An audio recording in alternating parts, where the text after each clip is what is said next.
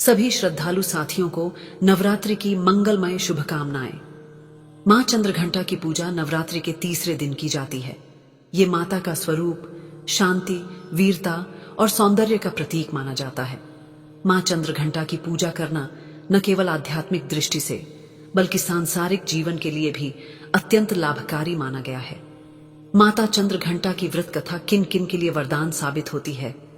आकस्मिक घटनाओं और दुर्घटनाओं से सुरक्षा मिलती है। भक्त के जीवन से नकारात्मक ऊर्जा और भय का नाश होता है और यश, कीर्ति और वैभव की प्राप्ति होती है। साधक का मन स्थिर और एकाग्र होता है, जिससे सफलता के मार्ग खुलते हैं। ऐसे सभी भक्त यदि मां चंद्रघंटा को सच्चे दिल से याद करें, व्रत करें या कथा को श्रद्धा भाव से सुने तो मां चंद्रघंटा अवश्य अपनी असीम कृपा बरसाती है। प्रिय साथियों, कथा को अंत तक अवश्य सुने और हाँ, वीडियो के बिल्कुल अंत में मां चंद्रघंटा की महत्वपूर्ण दिव्य वाणी दी गई है।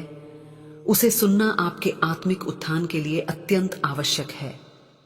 माता चंद्रघंटा की कृपा प्राप्त करने के लिए कमेंट में जय मां चंद्रघंटा अवश्य लिखें। अब प्रारंभ करते हैं माता चंद्रघंटा की यह दिव्य कथा।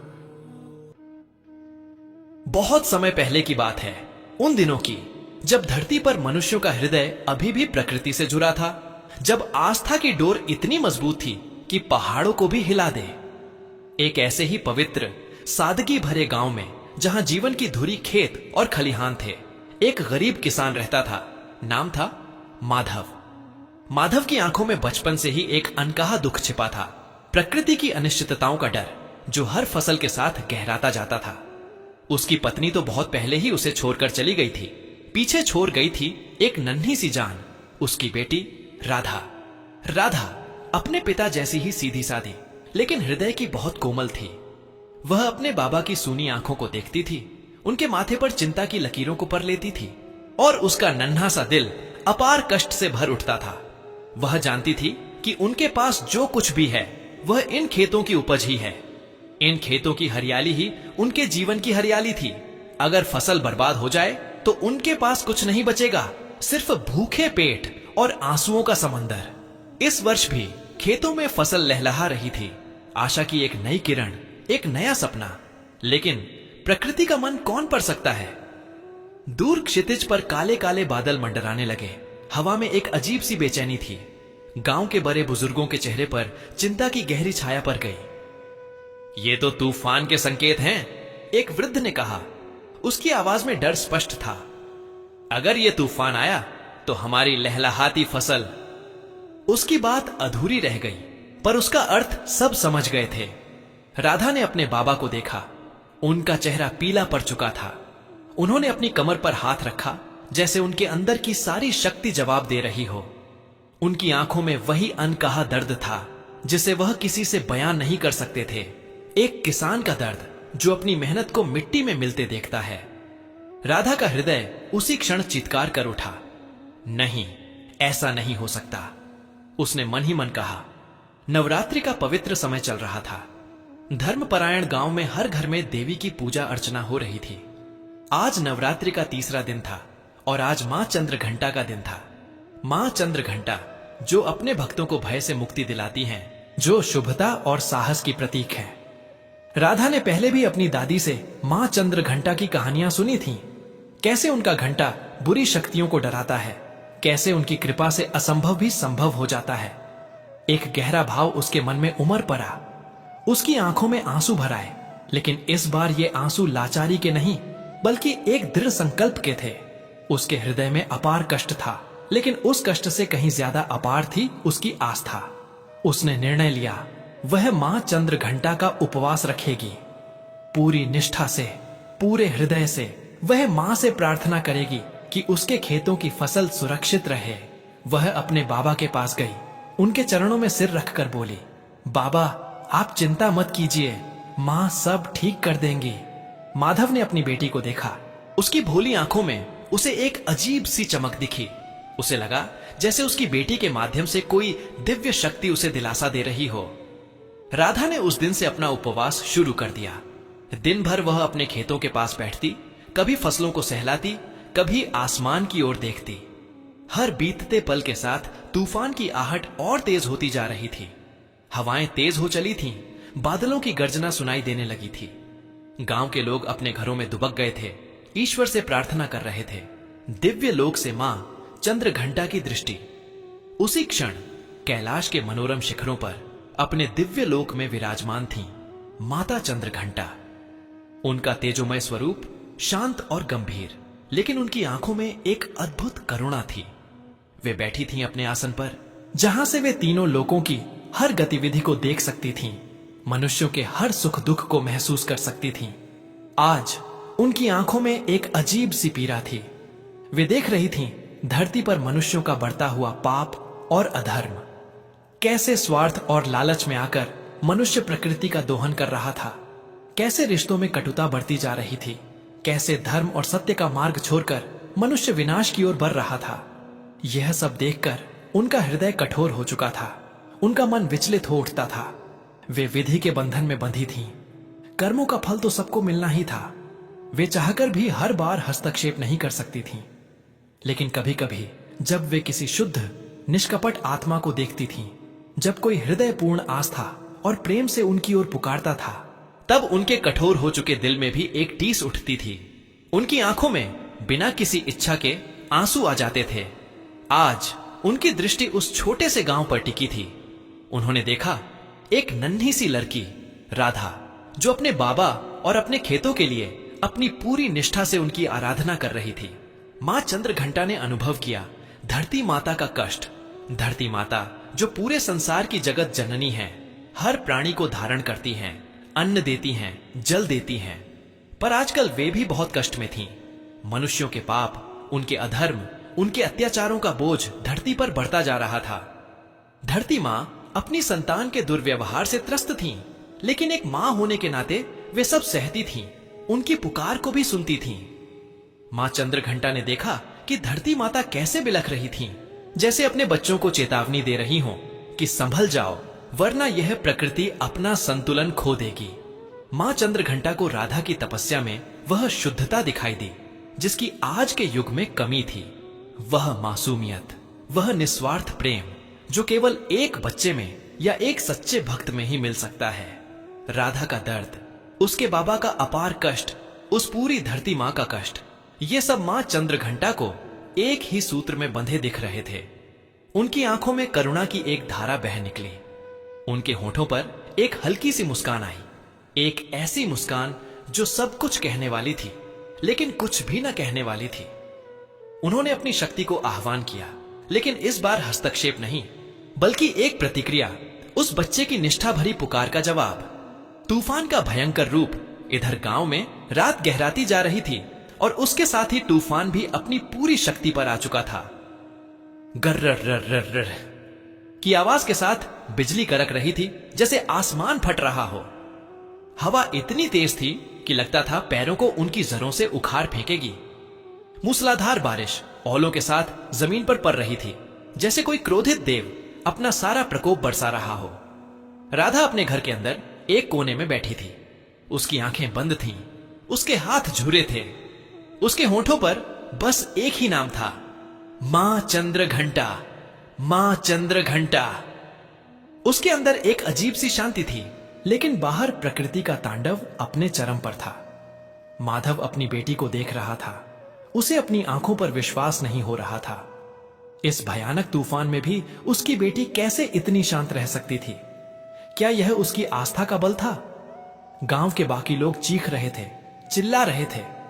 कुछ घरों की छतें उड़ गई थीं, दरवाजे टूटकर गिरने लगे थे। हर तरफ हाहाकार मचा था। हे भगवान, अब क्या होगा?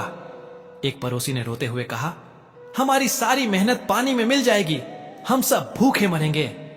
माधव भी अपनी टूटी हुई झोपड़ी में बैठा थर थर कांप रहा था। उसके दिल में एक अजीब सा डर था। उसे लग रहा था जैसे उसकी सारी उम्मीदें, उसके सारे सपने इस तूफान में बह जाएंगे। उसे अपनी बेटी की तपस्या याद आई, पर क्या यह काफी थी? क्या एक नन्ही सी जान की प्रार्थना इतनी बड़ी आपदा को रोक सकती थी? उसके हृदय में अपार कष्ट था जो अब भय में बदल चुका था। बारिश और तेज हुई, इतनी तेज कि खेतों में पानी भर गया। ओले बड़े बड़े पत्थरों की तरह गिर रहे थे। यह तो चेतावनी है, एक बूढ़ी औरत चिल्लाई। यह मनुष्यों के पापों का परिणाम है। धरती माता रुष्ट हो गई हैं। उसकी बात में दर्द और भय दोनों थे। राधा को भी डर लग रहा था। एक पल को उसके मन में भी शंका आई, क्या मेरी तपस्या काफी नहीं है मां? उसने सोचा। पर फिर उसे अपनी मां की कथा याद आई, अपने बाबा का दर्द याद आया। उसने अपनी आंखें और कसकर बंद कर ली और एक गहरी हृदय से निकली हुई पुकार उसके होंठों से निकली, मां, मेरी मां, मेरी रखवाली करना, मेरी फसल की रखवाली करना, मेरे बाबा की आशा को टूटने मत देना, मां। उसकी आवाज में एक अजीब सी शक्ति थी, एक ऐसा भाव जो सीधे दिव्य लोक तक पहुंच गया। चमत्कार और आस्था की जीत। तूफान ने पूरी रात अपना भयानक रूप दिखाया। ऐसा लगा मानो रात कभी खत्म ही नहीं होगी। लेकिन हर तूफान के बाद एक सवेरा आता है। धीरे धीरे रात की काली चादर फटी और आसमान में हल्की रोशनी फैलने लगी। हवा शांत होने लगी, बारिश थम गई। गांव में सन्नाटा पसरा हुआ था, एक भयानक सन्नाटा। लोग अपने घरों से बाहर निकले। उनके चेहरों पर डर और निराशा साफ दिख रही थी। उन्होंने देखा घरों का नुकसान हुआ था, पैर उखड़ गए थे। लेकिन सबसे पहले उनकी नजर खेतों पर गई और वहां एक अविश्वसनीय दृश्य उनका इंतजार कर रहा था। जहां गांव के बाकी हिस्सों में तबाही का मंजर था, जहां रास्ते में उखड़े पैर और क्षतिग्रस्त घर थे, वहीं राधा के खेत, हां, राधा के खेत पूरी तरह से सुरक्षित थे।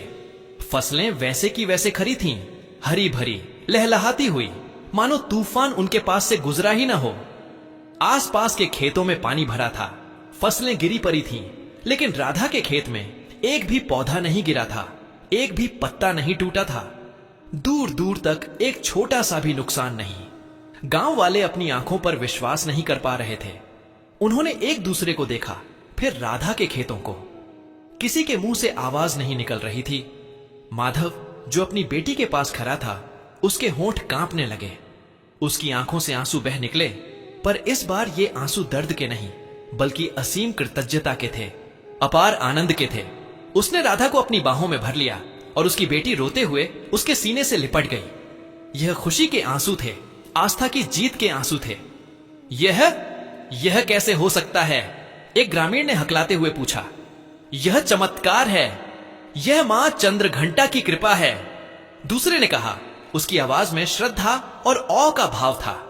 धीरे धीरे पूरे गांव में यह बात फैल गई। सब राधा के खेतों को देखने दौड़े आए।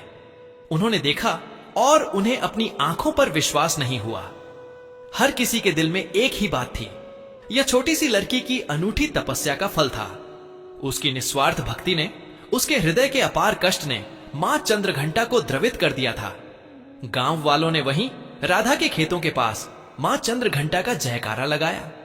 उनकी आंखों में भी आंसू थे, शर्मिंदगी के भी कि वे अपनी आस्था को थोड़ा कमजोर पड़ने दे रहे थे, और कृतज्ञता के भी कि मां ने उन्हें एक और मौका दिया था। उस दिन के बाद राधा के खेतों की फसल ऐसे लहलहाई जैसी पहले कभी नहीं लहलहाई थी।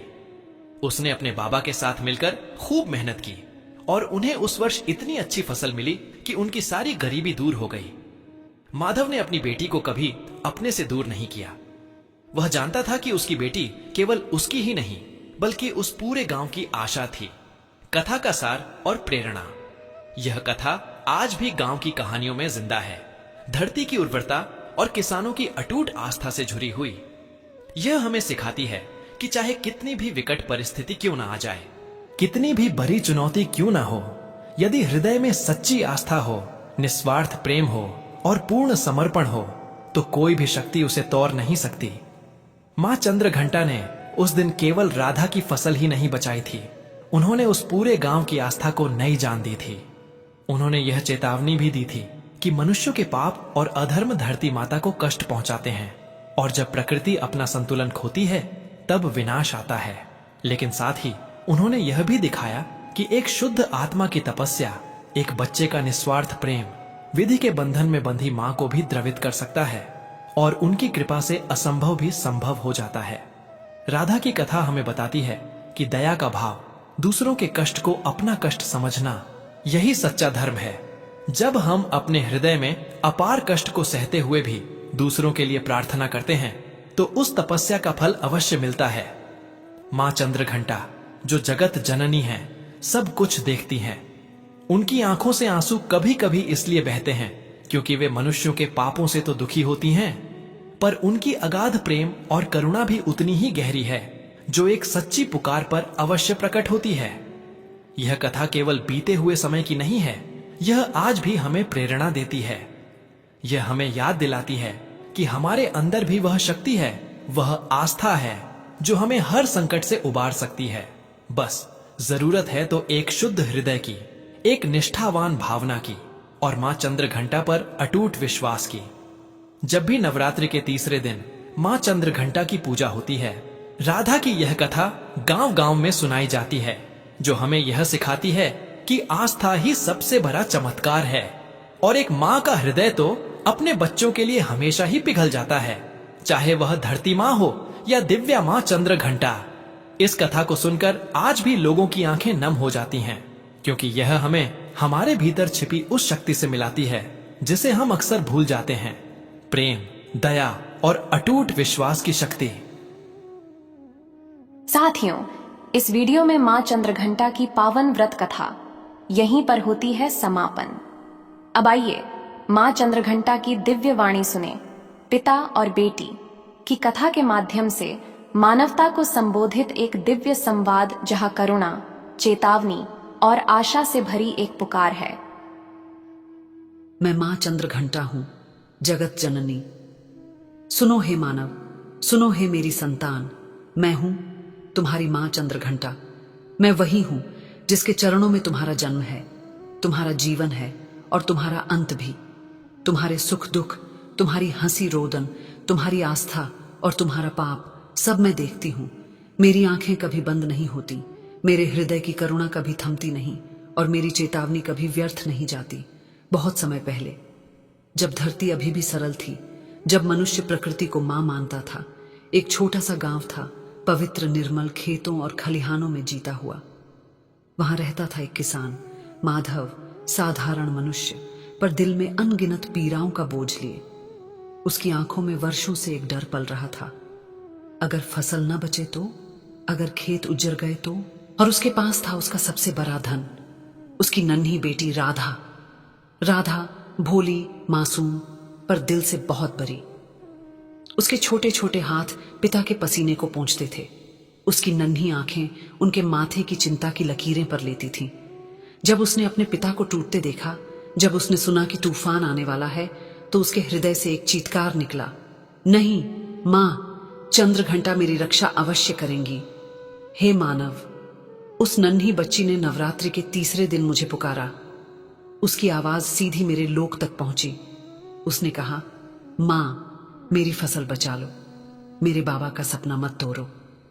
क्या तुम जानते हो उसके शब्दों में कैसी शक्ति थी? उसमें न कोई स्वार्थ था, न कोई भय, केवल प्रेम था, केवल आस्था थी, केवल समर्पण था। हां, उस रात तूफान आया, बिजली गरजी, आकाश फट पड़ा, ओले पत्थरों जैसे बरसे, धरती कांप उठी, गांव का हर घर हिल गया। मनुष्य रोया, डर गया, सबको लगा अब विनाश निश्चित है। माधव कांप रहा था, उसकी आत्मा टूटी जा रही थी, पर राधा, वह नन्ही बेटी, शांत बैठी थी, हाथ जोड़कर मुझे पुकार रही थी, मां, मेरी रखवाली करना। हे मानव, मैं विधि के बंधन में बंधी हूं। मैं हर बार सीधे हस्तक्षेप नहीं करती, क्योंकि कर्मों का फल सबको भुगतना होता है। पर जब कोई शुद्ध आत्मा पुकारती है, जब कोई बच्चा अपने पिता के दर्द को अपना मान लेता है, तो क्या मैं चुप रह सकती हूं? क्या एक मां अपने बच्चे की सच्ची पुकार अनसुनी कर सकती है? नहीं, कभी नहीं। उस रात मेरे हृदय से आंसू बहे। मैंने अपना करुणा भरा हाथ राधा के खेत पर रख दिया। तूफान चारों ओर नाचा, पर राधा का खेत अडिग खड़ा रहा।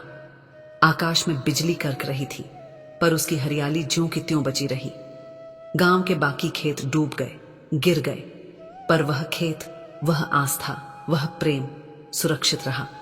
मैं आज तुम सबसे कह रही हूं, है कलयुग के मानव, तुम सोचते हो कि शक्ति तुम्हारे हाथों में है, तुम्हारी योजनाओं में है, पर असली शक्ति तो आस्था में है, समर्पण में है, निस्वार्थ प्रेम में है। राधा के पास धन नहीं था, सामर्थ्य नहीं थी, पर उसके पास विश्वास था, और वही विश्वास चमत्कार बना। तुम क्यों भूल जाते हो कि तुम्हारी धरती माँ भी पीड़ा में है? तुम क्यों प्रकृति को लूटते हो, उसका संतुलन बिगाड़ते हो? तुम क्यों लालच में अंधे होकर रिश्तों में कटुता बोते हो? तुम क्यों धर्म से मुंह मोड़कर पाप में डूबते हो? जान लो, प्रकृति जब रुष्ट होती है तो विनाश लाती है। तूफान, भूकंप, सूखा, महामारी, ये सब तुम्हारे ही कर्मों का परिणाम है। पर याद रखो, जब तुम सच्चे हृदय से पुकारते हो, जब तुम करुणा और दया में जीते हो, तब मैं तुम्हारे साथ खड़ी रहती हूं। हे मनुष्य, आज मैं तुम्हें चेतावनी देती हूं। यदि तुमने प्रकृति का सम्मान न किया, यदि तुमने पाप बराए, तो वह दिन दूर नहीं जब धरती कांप उठेगी और तुम्हारे सारे अहंकार को निगल जाएगी। तुम्हारे शहर ढह जाएंगे, तुम्हारे धन के महल मिट्टी हो जाएंगे, और तब तुम्हें समझ आएगा कि असली शक्ति कहां है। मत भूलो, मैं मां हूं, पर मैं योद्धा भी हूं। मेरे घंटे की गूंज असुरों को कांपने पर मजबूर कर देती है। मेरी चेतावनी केवल शब्द नहीं, यह प्रकृति का नियम है। पर साथ ही, हे मेरी संतान, मैं कठोर होते हुए भी करुणामयी हूं। मैं दंड देती हूं, पर साथ ही रक्षा भी करती हूं। मैं विध्वंस करती हूं, पर उसी विध्वंस से नई सृष्टि भी जन्म लेती है। राधा की तरह यदि तुम भी सच्चे हृदय से पुकारो, यदि तुम दूसरों के दर्द को अपना दर्द मानो, यदि तुम प्रेम और दया में जीना सीखो, तो मेरी कृपा से कोई भी संकट तुम्हें छू भी नहीं पाएगा। याद रखो, तुम्हारा हर आंसू मैं देखती हूं, तुम्हारी हर पुकार मैं सुनती हूं, तुम्हारी हर आस्था मेरे हृदय को छूती है। इसलिए हे मानव, मत डर जब अंधकार छा जाए, मत टूट जब तूफान आए। बस अपने हृदय को निर्मल कर, अपनी आस्था को अडिग कर, मेरा नाम ले, मेरी शरण में आ। मैं तेरे साथ हूं। याद कर राधा को, उसकी नन्ही पुकार ने कैसे एक गांव की आस्था को जगा दिया। तूफान आया गया, पर उसके खेत सुरक्षित रहे, क्योंकि आस्था ही सबसे बड़ा चमत्कार है। मेरी अंतिम पुकार सुनो। मैं मां चंद्रघंटा, जगत जननी, तुझसे कहती हूं, प्रेम में जी, दया में जी, धरती को मां मान, रिश्तों को बांध, धर्म को अपनाओ, पाप से दूर रहो, लोभ को त्यागो और सच्चे मन से मेरी शरण में आओ। जब तू पुकारेगा, मैं दौड़ी आऊंगी। जब तू गिरेगा, मैं संभाल लूंगी। जब तू अंधकार में होगा, मैं दीपक बन जल जाऊंगी। बस मुझे भूलना मत, हे मेरी संतान, क्योंकि जब भी तू मुझे याद करेगा, तेरे लिए असंभव भी संभव हो जाएगा। प्रिय साथियों, इस वीडियो में माता चंद्रघंटा की पावन व्रत कथा और दिव्य वाणी यहीं पर समापन होती है। हम कामना करते हैं कि मां चंद्रघंटा की कृपा आप सभी पर बनी रहे, आपके जीवन में सदैव सुख, शांति, समृद्धि और सकारात्मक ऊर्जा का संचार होती रहे। यह विशेष दिन न केवल भक्ति भाव से भर देती है, बल्कि हमारे जीवन में एकता, प्रेम और आस्था का संदेश भी लेकर आता है। नवरात्रि की तीसरे दिन की व्रत कथा को सुनने के लिए हृदय से धन्यवाद। कृपया अपने विचार और अनुभव कमेंट्स में अवश्य साझा करें और जय मां चंद्रघंटा लिखना न भूलें। आपके द्वारा किए गए कमेंट्स न केवल आपको प्रेरित करेंगे, बल्कि अन्य दर्शकों के लिए भी भक्ति और श्रद्धा का स्रोत बनेंगे। जय मां चंद्रघंटा जगत जननी।